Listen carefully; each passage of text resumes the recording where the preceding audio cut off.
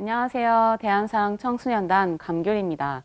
오늘은 새로운 문명의 빛, 동학에 관해 공부해 보도록 하겠습니다. 지금까지 근대라고 하면 서양에서 발전시킨 과학 문명을 받아들이면서 사회가 새롭게 바뀌기 시작하는 것을 근대로 보았습니다. 그러나 이것은 서양을 중심으로 역사를 보는 관점입니다. 우리에겐 이미 그 이전 우리 스스로 선언한 근대사의 위대한 출발점이 있었습니다. 바로 수은 최재우 대신사가 창시한 동학이에요. 다들 들어보셨죠? 수은 최재우는 몰락한 양반의 서자로 태어나서 16세 때 아버지를 여의고 구도의 뜻을 두고 일찍부터 세상을 두루 체험하였어요. 그러나 19세기 조선은 서양 제국주의의 폭압에 의해 힘없이 꺼져가는 등불처럼 매우 위태로운 상황이었습니다. 35세의 수은은 다시 고향 경주 용담정으로 돌아와서 이름을 재우로 고치고 어리석은 중생을 구제하겠다는 서원을 세웁니다. 또한 하느님의 뜻을 깨닫고자 수행과 기도 공부에 집중하던 중에 드디어 1860년 음력 4월 5일에 하늘의 주인이신 상제님으로부터 직접 음성을 듣는 놀라운 사건을 체험하였습니다. 두려워 말고 겁내지 말라. 세상 사람들이 나를 상제라 이르거늘 너는 상제를 알지 못하느냐. 하늘에서 동방의 이 조선 땅에 이름 없는 한 구도자를 불러 새 시대의 새로운 시작을 선언하게 하셨는데 이것이 바로 천상문답 사건입니다. 그때 내려주신 주문이 시천주 조화정 영세불망 만사지 이 13자인데요. 13글자의 내용을 살펴보면 시천주, 하늘의 주인이신 상제님을 모시고 조화정, 조화를 정하니 영세불망 만사지, 모든 것을 다 알게 되는 만사지의 은혜를 영원히 잊지 못하겠습니다. 라는 뜻입니다. 앞으로 천주님을 모시고 조화를 정하는 조화문명 시대가 온다. 이때 하나님이신 천주님의 마음과 사람 마음이 크게 하나가 되어 모든 것을 알게 되는 것을 체험하고 그 은혜를 영원히 잊지 못한다는 것입니다. 천지 부모와 한 마음 한 뜻으로 사는 사람, 그 참된 사람을 환국 배달 이후 태일인간이라고 했는데요.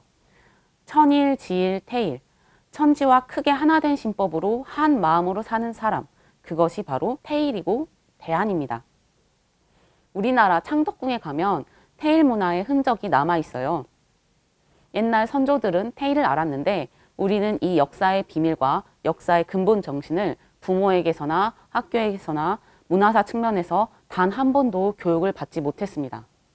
그런데 왜 수은 선생의 가르침을 이 땅의 동학 연구가들과 그 가르침을 계승한 사람들은 천주이자 하늘님이신 상제님을 제대로 인식하지 못할까요?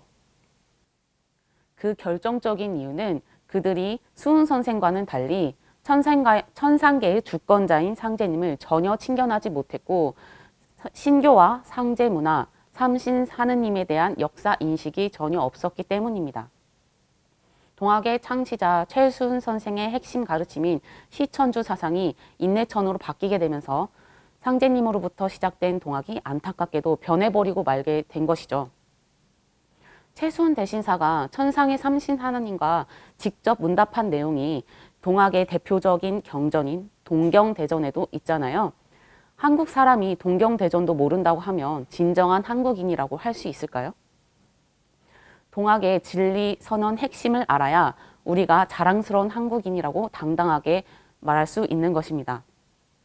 이 동학의 위대한 새 역사 선언은 최수은 대신사가 삼신 하나님께 직접 계시를 받아 선포한 새 시대의 출발을 알리는 시천주 주문입니다. 시천주 조화정, 천주님을 모시고 조화를 정한다는 거예요. 천지의 원주인은 삼신 상제님인데 그 상제님이 우리 인류가 본래 섬겨오던 하늘 아버지, 천지의 주인인 천주님이다 라는 거예요. 최수은 대신사가 상제님의 천명을 받아 선포한 동학의 궁극적 이상은 시천주 조화정이라는 주문에서도 알 수 있듯이 동학의 시천주 사상입니다. 이 1894년 동막혁명을 비롯한 일제강점기 운동의 초석이 바로 이 동학의 시천주 사상인데요. 이에 대해 이용범 박사의 저서 아시아 이상주의에서는 이렇게 말합니다. 19세기 동아시아에서는 대규모 이상주의 운동이 일어났으며 근대 한국 민족의 역사는 이 운동으로부터 시작되었다고 볼 수 있다. 19세기 후반 한국에서 발생한 동학운동이 바로 그것이다. 수훈의 동학은 하느님의 이름으로 통치한다고 주장함으로써 외세로부터 나라를 구한다는 뜻으로 봉기했다. 동학운동은 한국 역사상 최대의 이상주의 봉기였다. 개인의 구원뿐만 아니라 고통으로부터 사회, 정치 및 국가의 구원을 외쳤다. 4300년 전에 천자 당군왕건께서 강화도 마리산에 참성단을 쌓고 삼신상제님께 천제를 올리며 동방민족을 위해 서원했던 유구한 역사의 소망이 바로 동학에서 다시 선언된 것입니다. 9000년 역사 문화가 다시 부활한다는 선언이 있는데 그게 동학의 다시 개벽입니다. 동학의 두 번째 경전 용담유사에 보면 12제국 괴질운수 다시 개벽 아닐런가 라는 구절이 나옵니다. 지금도 미세먼지로 인해서 호흡기 질환이 극성을 부리고 있는데요. 이 지구촌의 환경 파괴를 넘어서서 12제국, 이 전 인류에 해당하는 문명사에 누적된 전쟁의 원한 기운이 통체적으로 터져나와서 괴질운수, 괴이한 질병을 겪으면서 삶과 죽음의 두 갈래 길로 갈라지게 됩니다. 이 갈등과 전쟁의 검은 죽음의 기운이 입체적으로 뭉쳐서 인류 문명사가 크게 한번 폭발하는 계기로 오게 되는데요. 그것은 대자연의 법칙으로 오는 것인데 그것이 바로 다시 개벽입니다. 다시 개벽의 정신을 살펴보면서 우리 동방 고대 조선의 문화 정신은 무엇인가?